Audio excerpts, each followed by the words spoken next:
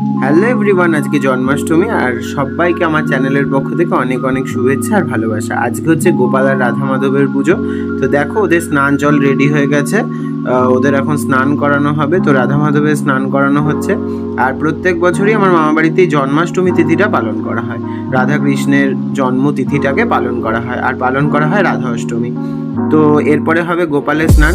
গোপালকে ছোট্ট গামলার মধ্যে বসিয়ে স্নান করিয়ে দিয়েছি সমস্ত রকমের স্নান জল দিয়ে। এরপরে হবে তাদের শৃঙ্গার কমপ্লিটের পরে আমরা আজকে সমস্ত রকমের ভোগ দেব, সব শীতল ভোগ। আজকে আমাদের কোনো রকম কোনো চালের ভোগ হয়নি।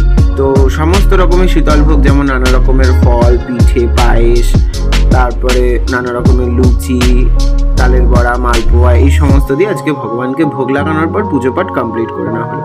তো জন্মাষ্টমীর অনেক অনেক শুভেচ্ছা। যাওয়ার আগে চ্যানেলটাকে একটু সাবস্ক্রাইব করে দিও। দেখা হচ্ছে নন্দ উৎসবের ভিডিও নিয়ে। তো টাটা।